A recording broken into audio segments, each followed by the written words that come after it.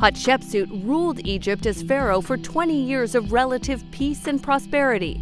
She died in early 1458 BC. DNA testing is being done on a mummy identified as Hatshepsut's, but the cause of her death is unknown. A forgotten box, a missing pharaoh, and a small bottle of ancient skin cream that may have carried a deadly secret. More than 3,500 years after her death, scientists examining the remains of Egypt's most powerful female ruler stumbled onto a discovery nobody expected. Hidden inside a cosmetic-like lotion were chemicals linked to cancer. Was it medicine? Was it poison? Or did one of history's greatest pharaohs unknowingly contribute to her own death while trying to heal herself? A fatal treatment. For thousands of years, nobody knew how Hatshepsut died. The woman who had ruled Egypt as pharaoh commanded vast building projects and transformed herself into one of the most powerful figures in the ancient world, left behind monuments, statues, and inscriptions. Yet when it came to her final days, history offered few answers. There were no eyewitness accounts describing her death, no detailed records explaining what illness she suffered, no ancient physician's report revealing what ultimately brought her reign to an end. Then, more than 3,500 years later, a small object sparked one of the most surprising theories in Egyptology. It wasn't a royal crown, it wasn't a hidden tomb, it wasn't even a mummy. It was a tiny container that appeared to hold traces of an ancient skin treatment. At first glance, the artifact seemed unremarkable. Ancient Egyptians were famous for perfumes, ointments, cosmetics, and medicinal creams. Wealthy individuals often owned carefully crafted containers used to store substances designed to protect the skin from Egypt's harsh climate. Such discoveries are common enough in archaeological work, but this particular container carried a name that immediately caught researchers' attention: Hatshepsut. Scientists eventually examined residue left inside the vessel, hoping to learn more about what it once contained. What they found was unexpected. Instead of a simple perfume or cosmetic product, evidence suggested the substance may have been a medicinal lotion intended to treat a skin condition. That alone would have been an interesting discovery. What happened next turned it into an international headline. Researchers identified compounds that raised serious questions about the lotion's safety. Among them were substances linked to cancer. Suddenly, a possibility emerged that nobody had considered before. What if the medicine wasn't simply helping Hatshepsut? What if it had also been harming her? The idea sounded almost unbelievable. A mighty pharaoh surviving palace intrigue, political struggles, and the challenges of ruling one of the world's greatest civilizations, only to be brought down by something sitting on her dressing table. Yet the theory gained attention because it seemed to fit another mystery surrounding her final years. Evidence gathered from examinations of her remains suggested that Hatshepsut may have suffered from cancer. While ancient medicine cannot provide the certainty of modern diagnoses, researchers observed indications that pointed toward a serious illness late in life. If she had indeed been battling a chronic skin condition and using a medicinal cream regularly over many years, exposure to potentially harmful chemicals could have played a role. The key word, however, is could. That distinction is important. Despite countless articles and dramatic headlines, historians have never proven that the lotion killed Hatshepsut. Nobody can say with certainty what happened inside the royal palace during her final months. No surviving document records her symptoms. No physician's notes explain her treatment. The evidence is intriguing, but it remains incomplete. What researchers have proposed is a possibility, a compelling possibility. The lotion appears to have contained ingredients that modern scientists recognize as potentially dangerous. Hatshepsut may have suffered from an illness that required frequent treatment. She may also have developed cancer during her lifetime. When those facts are placed side by side, a fascinating question emerges. Did the treatment contribute to the disease? No one knows for sure, but for many historians, the theory remains plausible enough to be taken seriously. What makes the story especially striking is that ancient medicine often walked a fine line between cure and danger. Physicians in the ancient world worked with the knowledge available to them. Some treatments were surprisingly effective. Others relied on ingredients whose risks were completely unknown. A substance that soothed pain could also damage the body. A remedy that reduced symptoms could create new problems.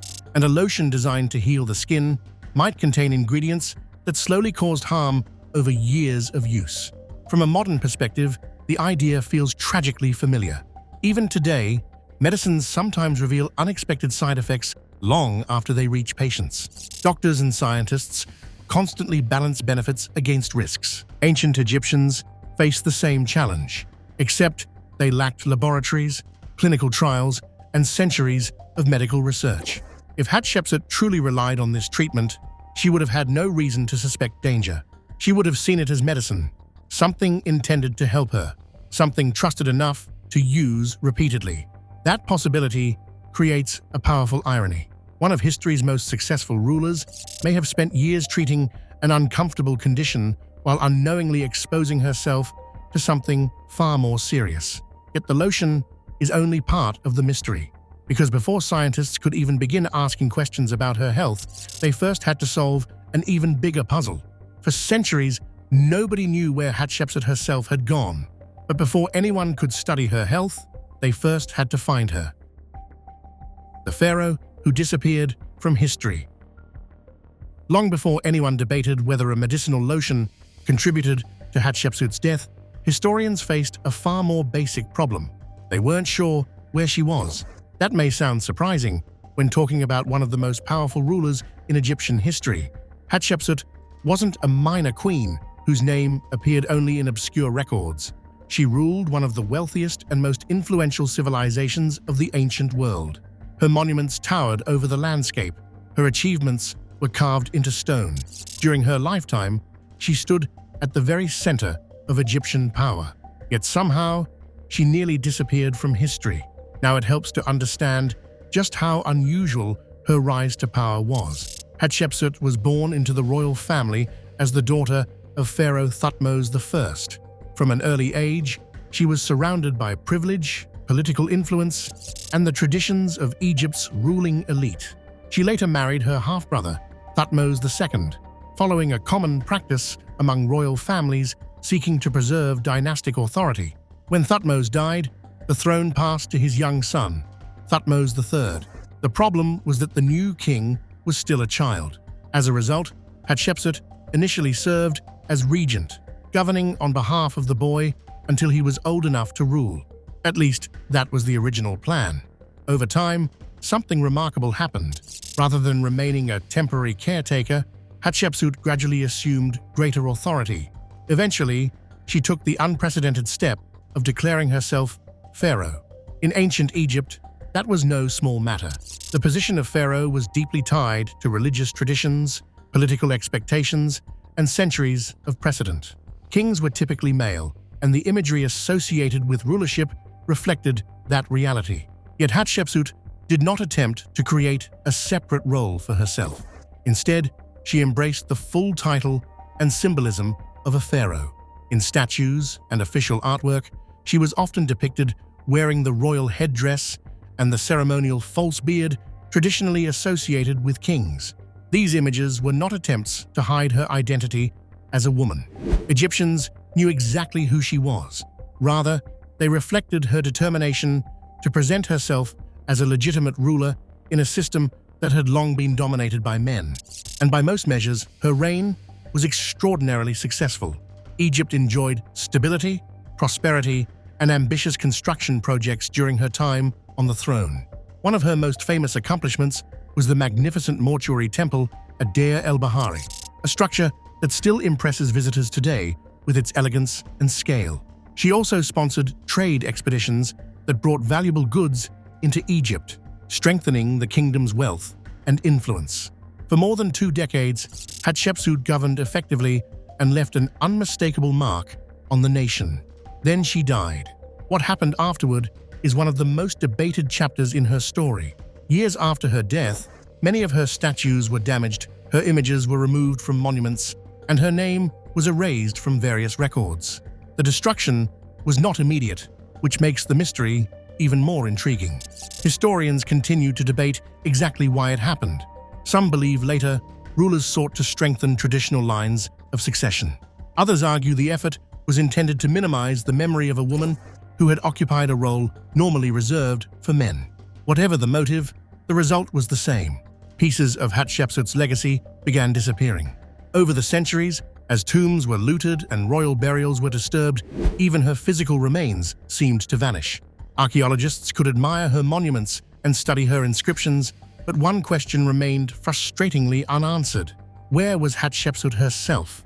The search for that answer would eventually become one of archaeology's most fascinating detective stories. The mummy, the tooth, and the ancient cold case.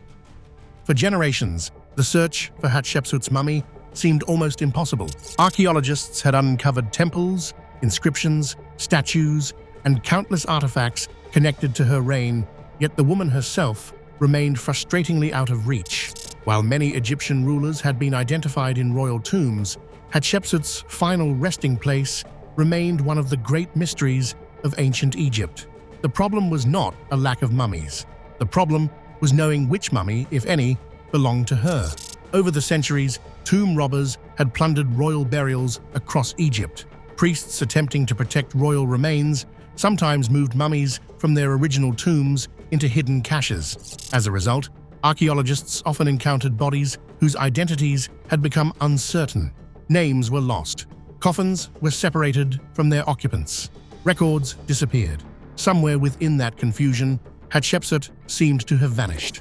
Then attention turned to a tomb known as K560 in the Valley of the Kings.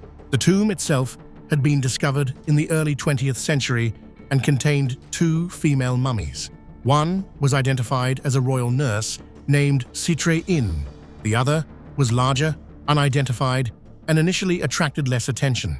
For years, the mystery woman remained largely overlooked. Everything changed when researchers began re-examining old discoveries with modern technology. By the early 2000s, advances in medical imaging allowed scientists to investigate ancient remains in ways that would have been unimaginable to earlier archaeologists. CT scans could reveal bones, teeth, and internal structures without damaging the mummy. Ancient mysteries that had remained unsolved for centuries suddenly became open to forensic investigation. This is where one small object entered the story. Among artifacts linked to Hatshepsut was a wooden box bearing her name. Inside the box were several items believed to have belonged to the pharaoh, including a tooth. At first, it seemed like a curious but relatively minor discovery. Then, researchers made an astonishing observation.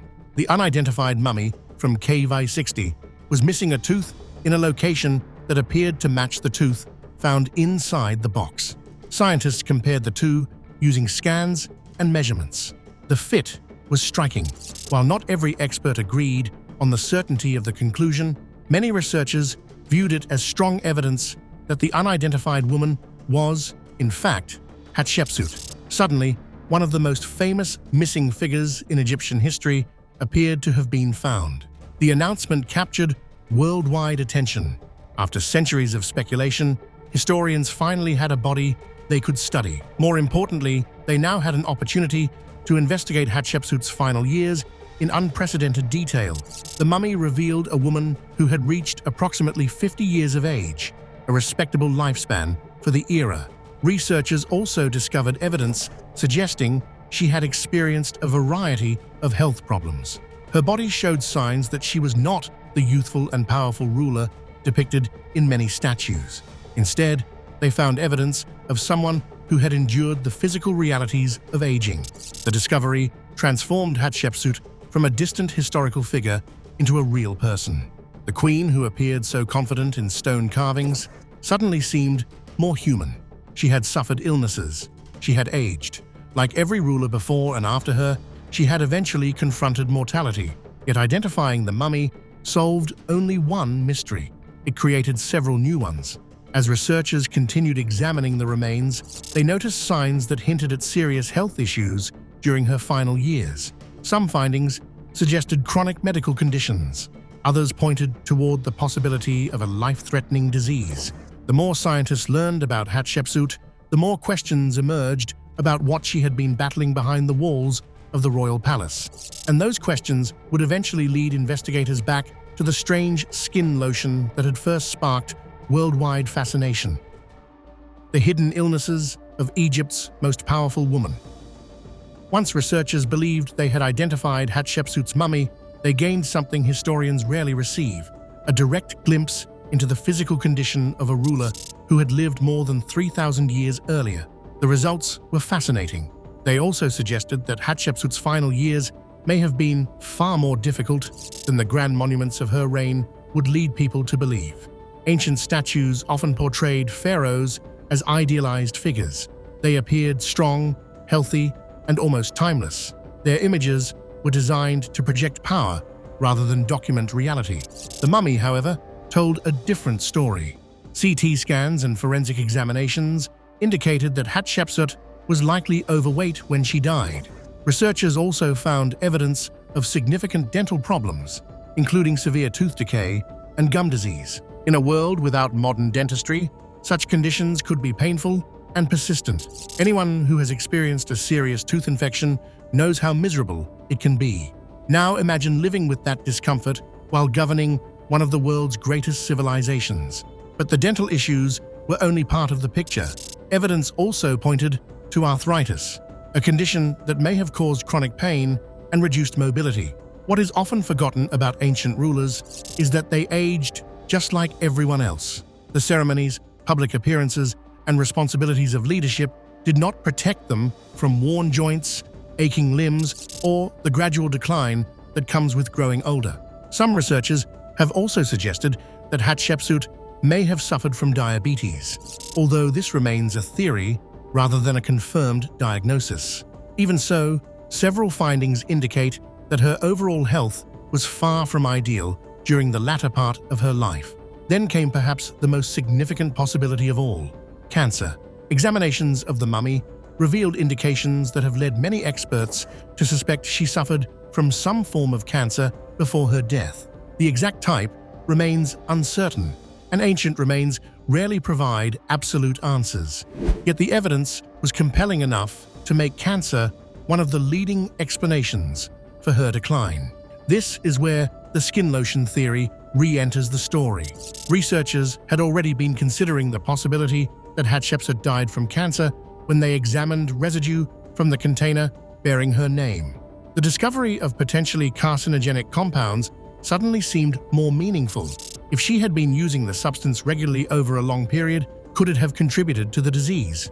The answer remains frustratingly out of reach. What historians do know is that ancient medical treatments were often complex mixtures of natural ingredients, minerals, oils, and plant extracts.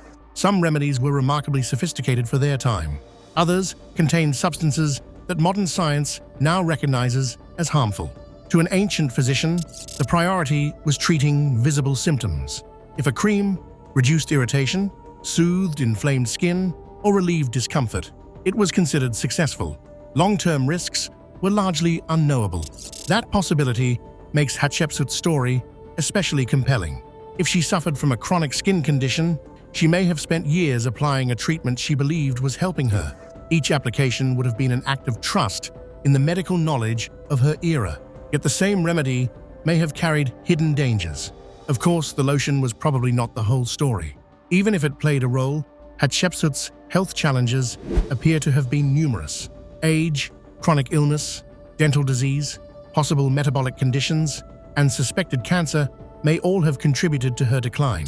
In the end, what emerges is not the image of an invincible pharaoh, but of a human being facing the same vulnerabilities that confront people today. And despite those struggles, she managed to oversee one of the most successful reigns in Egyptian history.